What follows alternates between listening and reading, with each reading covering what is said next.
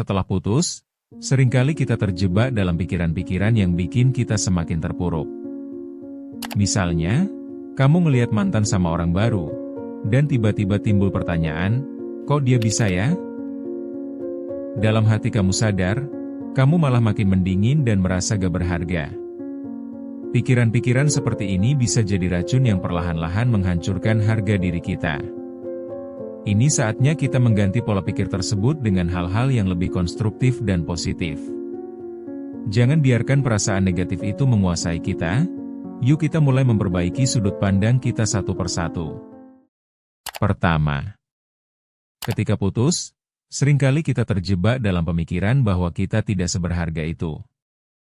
Bayangkan saja, seorang mahasiswa yang baru putus berkata pada sahabat, "Mungkin aku emang gak layak dicintai." Dalam benak kita, posisi kita jadi sangat rendah, seolah semua yang kita lakukan selama ini tidak ada artinya. Itu adalah anggapan yang berbahaya.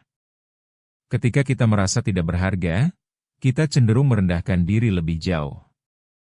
Mengubah pola pikir ini menjadi lebih positif, seperti mengingat pencapaian pribadi yang berharga dan hal-hal baik yang telah kita lakukan, bisa membantu kita mengidentifikasi nilai diri kita kembali. Kita perlu meyakini bahwa harga diri bukan ditentukan oleh orang lain, melainkan oleh cara kita melihat diri sendiri. Ingat, kita lebih dari sekadar status sebuah hubungan. Kita berhak merasa bangga atas apa yang telah kita capai dalam hidup. Penting juga untuk ditekankan bahwa setiap orang memiliki keunikan dan potensi masing-masing, dan kita harus belajar untuk menghargai diri kita lebih, tanpa bergantung pada penilaian orang lain. Kedua, setelah putus, seringkali kita jatuh ke dalam trap membandingkan diri dengan mantan. Kita berpikir, kok dia bisa move on lebih cepat ya? Padahal, setiap orang memiliki proses penyembuhan yang berbeda. Menganggap diri sendiri inferior hanya akan memperparah keadaan mental kita. Ini menunjukkan kita belum bisa menerima kenyataan.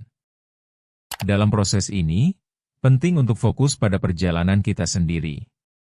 Kita perlu menghargai pencapaian yang telah kita raih, sekecil apapun itu, dan berpikir tentang hal-hal yang bisa kita tingkatkan. Ini adalah waktu untuk memperkuat diri sendiri dan bukan untuk perbandingan yang tidak sehat. Dengan demikian, kita bisa melihat kelebihan dan potensi diri kita yang seringkali terabaikan. Jangan lupakan bahwa setiap perjalanan kita unik dan tidak perlu dibandingkan dengan orang lain.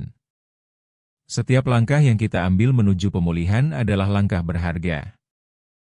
Ketiga, ada kalanya kita merasa semua orang di sekitar kita menilai keadaan kita setelah putus.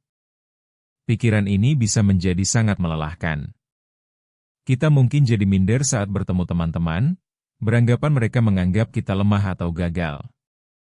Namun, perlu diingat, kali ini bisa menjadi kesempatan untuk menunjukkan kekuatan kita. Cobalah berinteraksi secara terbuka dan berbagi cerita. Justru dengan berbagi, kita bisa menerima dukungan dari orang-orang terdekat.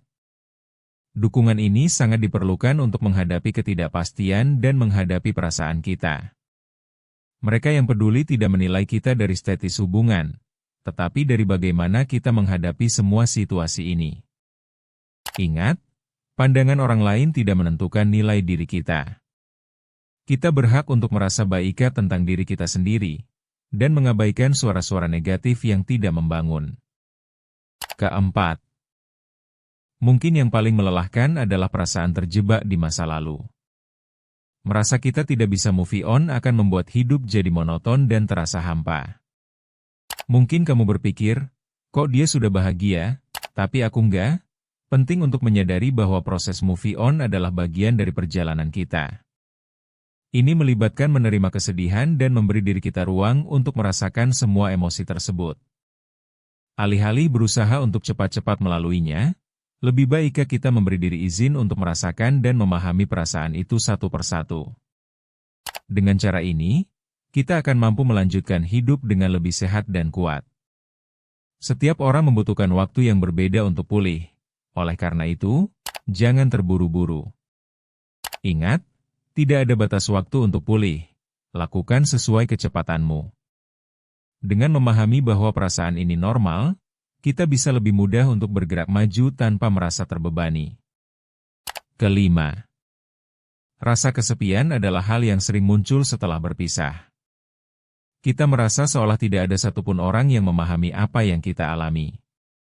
Namun, perlu diingat bahwa kesedihan ini adalah pengalaman manusiawi yang universal.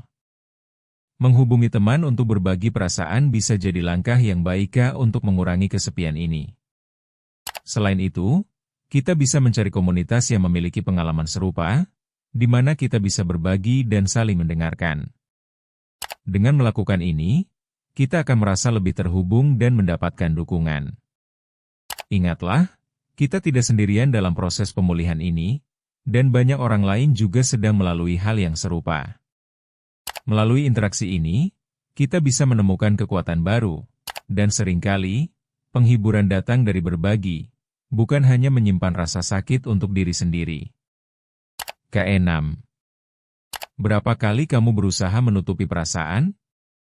Seringkali kita bersembunyi dari diri sendiri dan berusaha untuk terlihat tegar. Namun, menutupi emosi bukanlah cara yang sehat untuk menghadapi perasaan kita. Seperti saat seorang ibu mengatakan, "Aku serius saja," padahal hatinya tetap merasakan sakit. Penting untuk memiliki ruang untuk mengeksplorasi emosi ini, apakah dengan menulis di jurnal, berbicara dengan seseorang, atau melakukan aktivitas yang membantu kita mendalami perasaan tersebut. Dengan menghadapi emosi secara jujur, kita akan lebih cepat menemukan jalan keluar dari rasa sakit yang kita alami. Kita bisa menemukan bahwa membiarkan diri merasakan emosi tersebut bisa sangat membantu dalam proses penyembuhan. Terlebih, kita akan belajar untuk tidak takut dengan perasaan kita sendiri dan mampu mengungkapkannya dengan lebih baik.